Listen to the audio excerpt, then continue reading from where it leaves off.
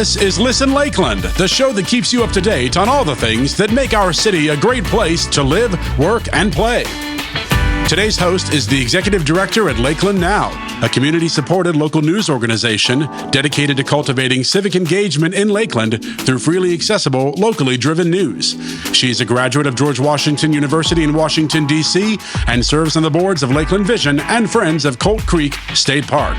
Here's your host, Trinity Laurino. Welcome to the good life. Hey, Lakeland. Thank you so much for joining us today. It's great to be hosting this month's episode of Listen Lakeland. I'm Trinity Laurino.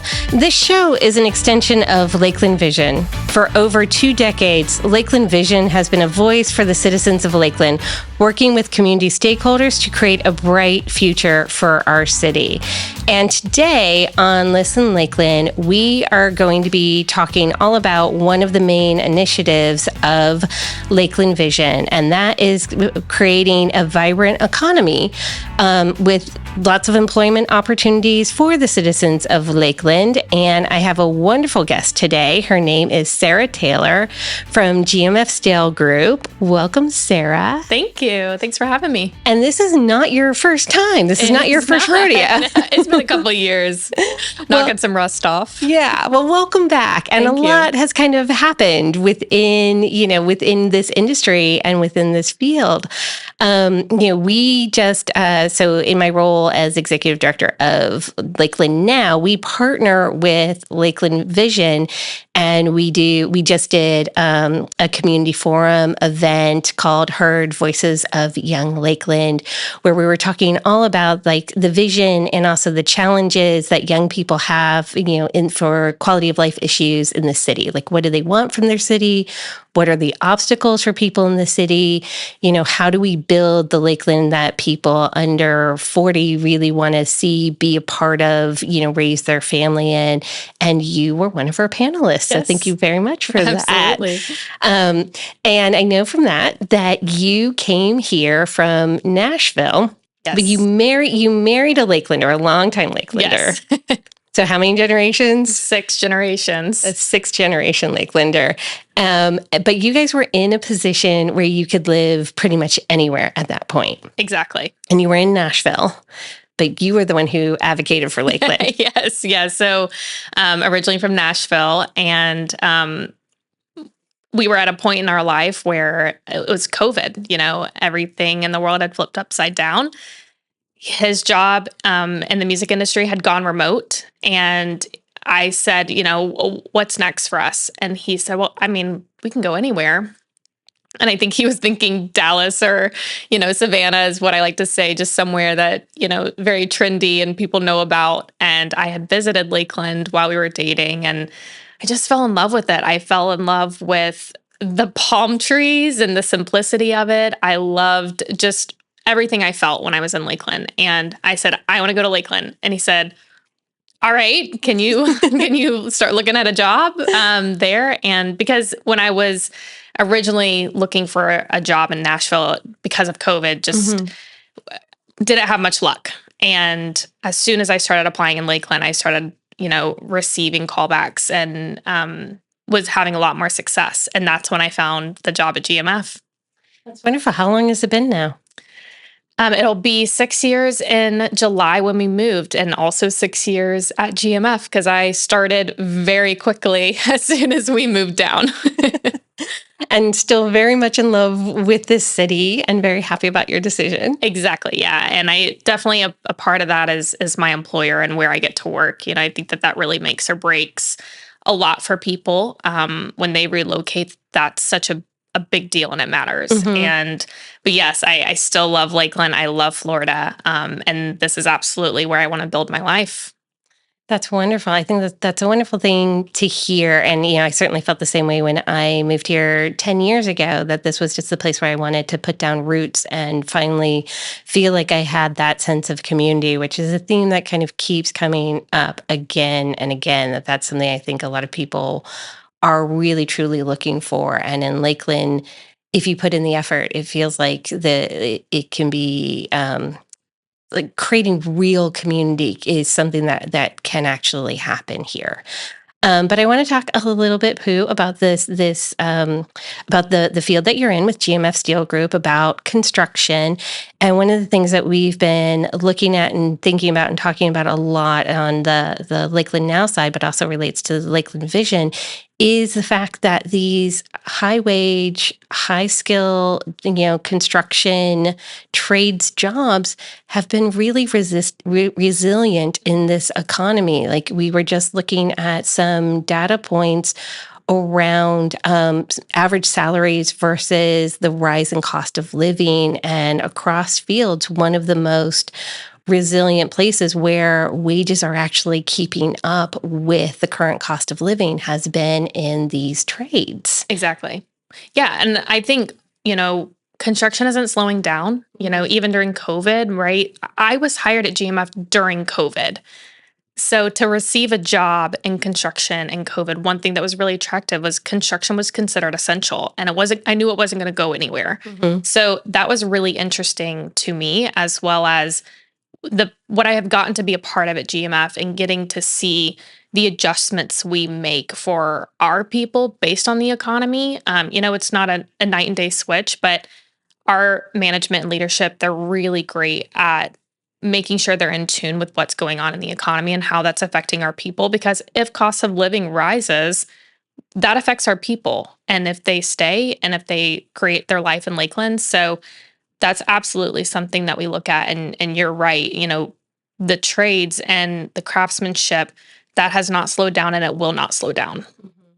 Are there specific roles within that world that you're seeing, the most demand for? Like, do we need welders? Do we need carpenters? I know you work in steel construction, right. But, so what are you seeing from your vantage point? Yeah. I think at the end of the day, you're always going to need craftsmen, right? Mm-hmm. You're always going to need skilled hands and the skilled trades. So, when you mentioned this isn't my first rodeo, the first time I was here, we were talking about the launch of our apprenticeship program. Our apprenticeship program was launched in 2022. It's the first of its kind in Florida, where all of the apprentices, when they come on board with us, they are full-time employees. They receive benefits, they receive pay, they receive PTO. They can't get that really at another apprenticeship program within the state of Florida. So we're not only providing them a great career, a job opportunity, but we're providing them a career, and we're providing them a growth path. And so as far as what we're seeing demand for, construction fluctuates, right? As far as, when projects ramp up, when they ramp down, when we need more guys on site. But that's something our team is very in tune with when it comes to the build of our projects. And you just use the more guys on site language, which I know is actually gender neutral. But one of the things, I don't think I met you then, but I did stop by the GMF career fair because we reported on that as well. But when I did meet some of your female welders over there, and so this is also something I think that's interesting. Like, I think people hear skilled tradesperson, construction, and they immediately have this vision of this big burly guy, kind of doing very hard manual labor.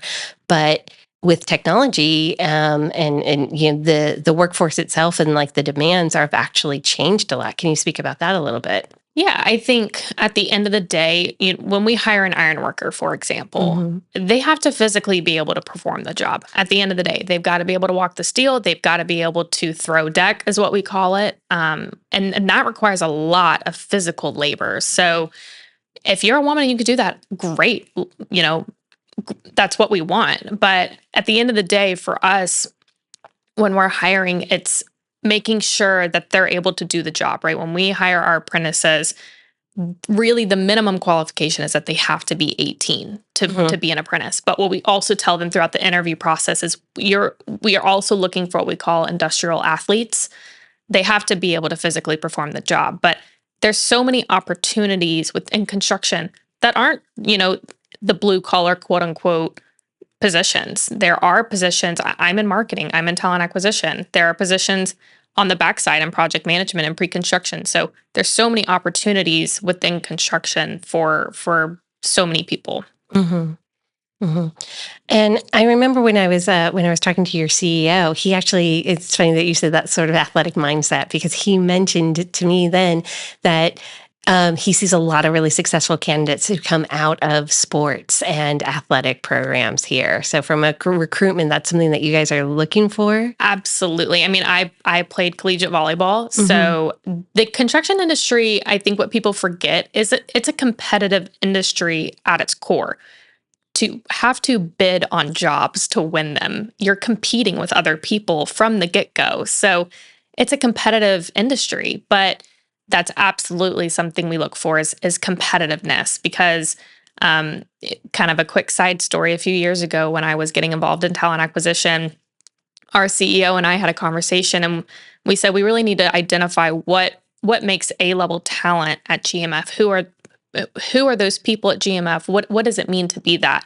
We got them all in a room and asked them, what do you think makes you A-level talent? So they started throwing out all these characteristics. And one of them that we deemed, there are 8 of them that we have, but one of them is competitiveness. And you don't have to be an athlete to do well in construction or GMF, but I think that that's something that because it's a competitive industry, when you have that competitive nature, when you are competitive, you also typically have high energy.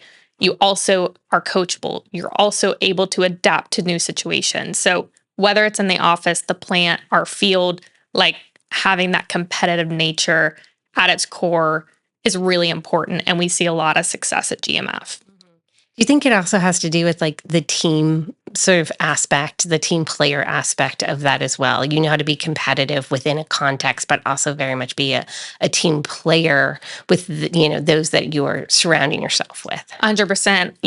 When we're on interviews and we're explaining the competitive nature, I'm saying it's not me versus you, it's us versus everybody else, and us also versus who we were yesterday. So that team dynamic for sure, and even now.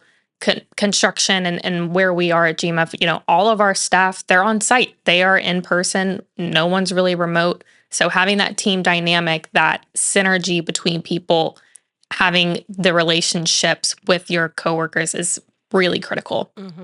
And that was something that came up in the forum too, that I think you talked a little bit about kind of building these cohorts together because you're pulling, yes, you're recruiting here in Polk County, but you have jobs all over the Southeast and we can talk a little bit more about the pipeline here in Polk County, but you're also pulling somewhat from Hillsborough County and you want people to be successful in their life and Lakeland is your home base. And so you want them to feel supported and like they have community here. So, do you want to tell us a little bit about like how you build those cohorts and help people not just acclimate to their new job, but to potentially a new community and to that whole career path?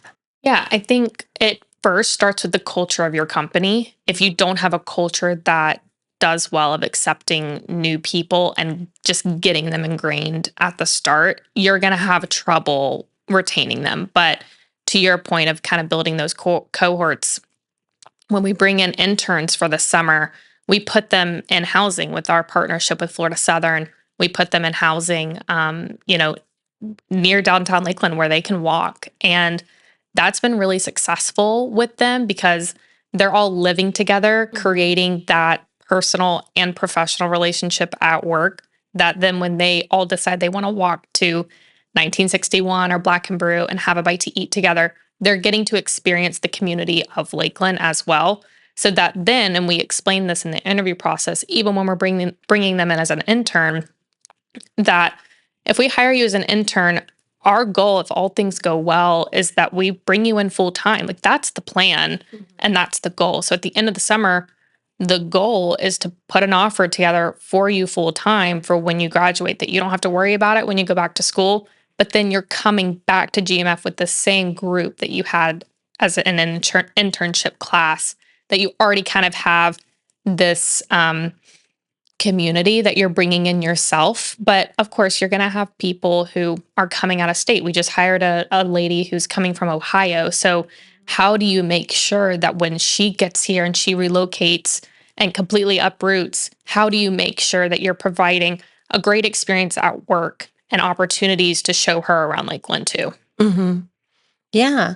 So, I mean, so for somebody like that, are there things that GMF is doing to help, integrate someone, into the Lakeland community, or what are your kind of best recommendations for someone who maybe just moved here for a new job and is, trying to figure this place out right now? I think a lot of people would answer that of just get involved. And I think that that's a lot easier said than done. Again, I think it goes back to the people they're working with, because if somebody's relocating for a job, they already have a concrete community right there at work. So having that culture within your team to be able to take them by the hand and say, you're coming to dinner with us, you're going to come and grab a drink with us if you want, that relationship we've seen has really blossomed with our people, that when we do have someone coming in from out of state or even from college, that they're coming into a brand new spot, trying to get them to lock arms with their coworkers has been really important. I also think too, when they relocate, we have put together a kind of internal relocation package of just our recommendations of best places to live, communities, parks, restaurants, things that we recommend that when they come, they already have things that they can go and gravitate toward. So I think, those are a couple ways that we do it. I mean, it's interesting because it feels like it feels like as an employer, you have GMF has this vision for a different kind of role that you play within your employees' life, essentially, and. I think not every major company kind of takes on that level, that role. Do you think it's because you guys were more like, single owner kind of founded locally sort of perspective? I think it's more so the fact that we see the importance of the community. I mean, especially when we do have our skilled trades, men and women, when they're out on site, as you mentioned, we work all over the Southeast, that you could have people up in North Carolina, you could have people up in Georgia on job sites. How do you make sure that they're connected to the community as well? And it can be difficult when they're, their job is to travel for work. So, I think ways we do that is when we have, company events that's here in Lakeland, if it's not at our corporation, whereas another place in Lakeland that we can do it, that they can get a little bit of a taste of it. But, I think for us, it's so much of, if you have your community at work, I mean, the data of you spend more time with your coworkers than, husband, wife, spouse, you spend more time at work with those people than anyone else. To not have a good culture is absolutely detrimental. And if you don't have a place where they feel comfortable, safe, a place where they can thrive, you absolutely risk your retention. Yeah. I think the reason I asked that question, partly how I did, is I used to work at CNN back in the day. And there was, even though Ted Turner had long, not been part of the giant conglomerate media company that CNN is now part of, there was still a really strong legacy of Ted Turner and his, when he was a sole owner of not just CNN, but Turner Broadcasting. And one of the things that he did is he had a foundation that gave to a lot of different, philanthropy. This was obviously around Atlanta. But he always seemed to have the employees of this, growing company at the time in mind. So if he donated to the Botanic Gardens, if he donated to, to the Symphony or the Art Museum or something, he would always make an employee benefit to coincide with it, so that the employees of all of Turner Broadcasting could enjoy the city at this level. And so, that was a very, I think, Ted Turner driven initiative, even though I was never there in the time that Mr. Turner was. You could still see that legacy there. And so GMF seems to have a little bit of the same philosophy of whatever we do, we are going to think about how we could build in an employee benefit within that to create this culture. I find that really interesting. But if we can talk a little bit about the pipeline and what you're actually seeing. So let's say there's somebody listening right now who is looking at high school graduation or even college graduation. We're entering graduation season. What do they need to know like, what do they need to know if they've maybe already got some skills and have been thinking about, I would like a skill, like a skilled trade. Maybe I have some welding experience, or I want to get welding experience or electrical experience or something. I don't know where to start though. Yeah. What would you say to them right now? Yeah, I'm glad you mentioned that because next month, as you know, we're anticipating for high school graduations, we are opening up our ironworker apprenticeship application. This will be what's the math? We launched in 2022, so we're going on several years now. But this, as you said, kind of not our first rodeo, but we'll be opening up the apprenticeship application on our website on gmfsteel.com. Under our careers page. And it's just a quick application, upload a resume, let our team review it. And then we'll go through a series of interviews where really kind of one of the final stages is a group session where we'll bring in, 20 roughly people and they'll get to kind of meet each other. And then from there, we'll decide who we want to move forward with. But if you're 18 and you're interested in the trades, you can absolutely apply. I would absolutely do research first if you are interested. Understanding what an ironworker actually does is really important. If you're scared of heights, this is not the job for you.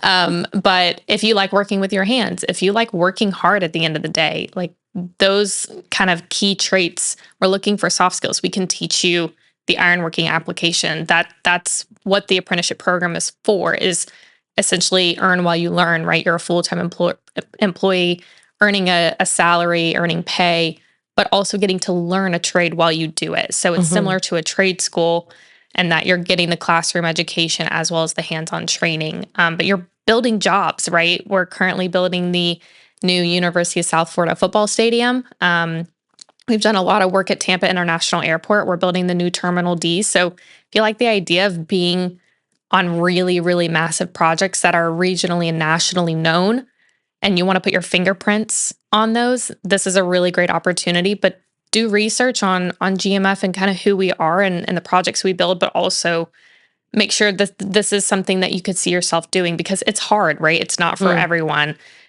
Florida heat is no joke. And then when you get on the iron, it's double the heat. So, do research to make sure that this is a fit for you. Mm-hmm. And so my follow-up to that is, do you think there is enough opportunities for exposure for people young enough in their careers to figure out? Because sometimes you really don't know until you try, and you might love it. You might never think that you would be a welder, and then pick up that torch for the first time and go, "This is exciting." Or you might be somebody who comes from. I met Stephanie, one of your welders, who she came from a family of welders, so obviously she had that pathway into it. But, if that's all you've ever known, you could pick it up and go, oh, this is not for me. Is there some other way I could apply, my knowledge or my skill? So I guess the question really is, are there enough places for people just to try? I think, that's something we talk about in the interview process with them is we kind of explain the hard of the job, right? Like this is not rainbows and butterflies. Like this is hard work and this isn't for everyone. And if we get to the end of the interview process, and this actually happened with us last year, we had an individual who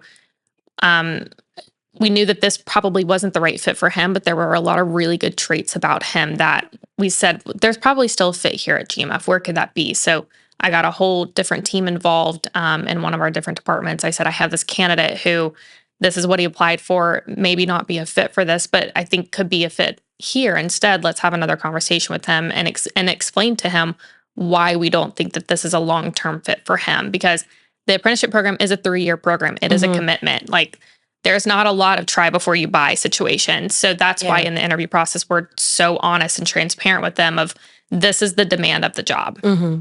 And are you working currently with any of our trade schools like Travis or Ridge Tech? Yes, we go to several of their career fairs. We also, as you mentioned, we do the career fair that GMF hosts every year, and we bring them in so that, when we're bringing in 600 to 700 students, GMF can't, we usually don't hire that many, right? So bringing in other companies and exhibitors to to talk to them about different opportunities. Maybe there's an opportunity on the electrical side. Maybe there's an opportunity, in plumbing or something where it's still in the trades or still working with their hands. Maybe, the steel construction isn't a great fit for them. But you kind of mentioned, I want to go back to what you said about testing it out. We do also have a welding program that we're about to bring in about 15, 16 individuals throughout the summer. They're free welding classes where individuals can learn how to weld, see if they like it. Now, the ironworker apprenticeship program and welding school are completely different. Ironworking,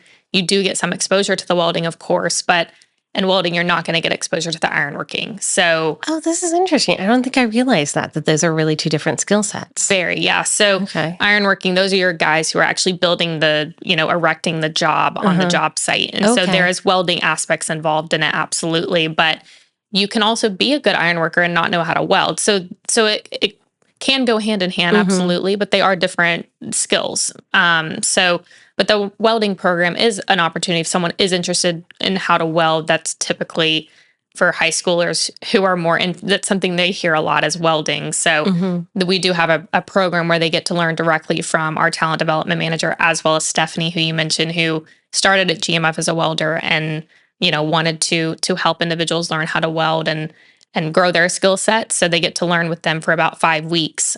So if individuals are interested in that, they can also go to our website under our careers page and just email our recruiting team, recruiting@gmfsteel.com, and just reach out to us and we can give more information on that too. Are you currently working with the Polk County schools on, any high school programs to help offer, points of access?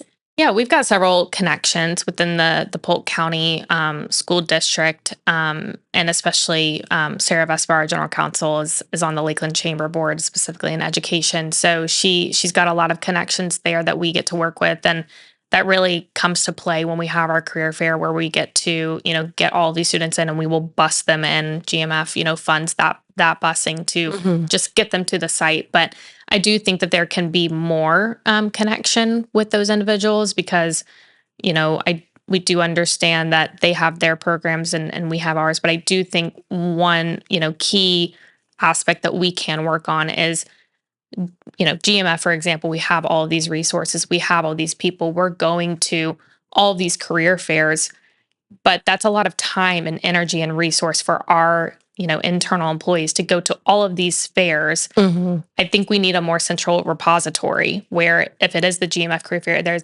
another option where all of these schools can come together, where you're getting all these exhibitors, that we're just spending so much time and resources going to each of these. That is there a better way to streamline this process? Looking at the overall pipeline, this tremendous growth in the availability of jobs, but and an increasing demand for them. Is there something that if you could wave a magic wand, you would either implement immediately, or is there an existing program that you would scale up to try to meet the demand for skilled trade workers in this?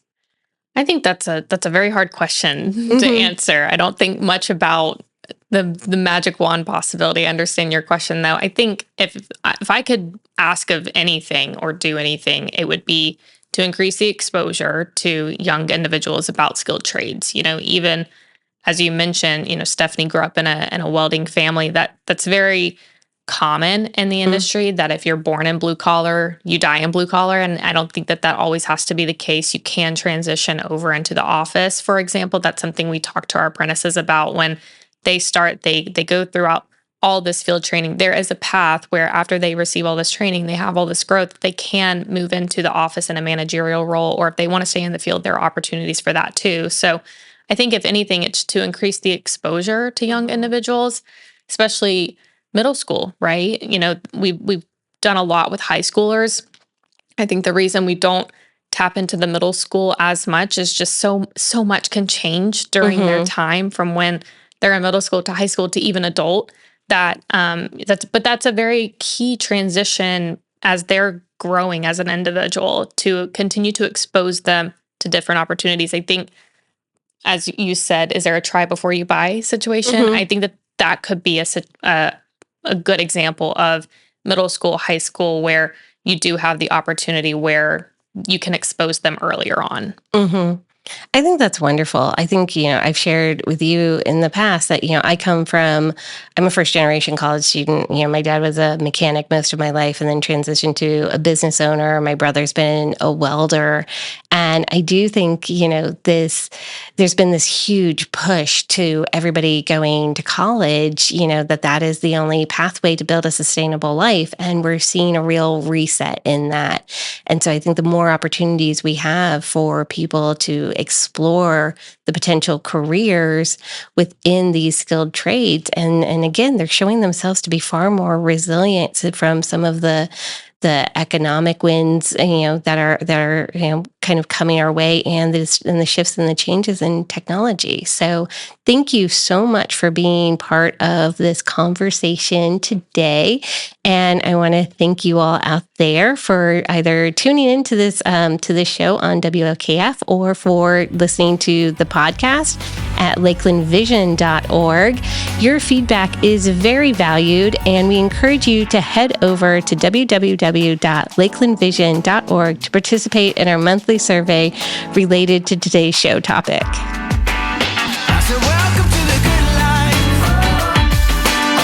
Listen Lakeland is brought to you as a collaborative project between Lakeland Vision, the City of Lakeland, and Hall Communications, a community working together to provide an exceptional quality of life. Want to watch the show? Check out the video version at lakelandvision.org. Thank you for being with us.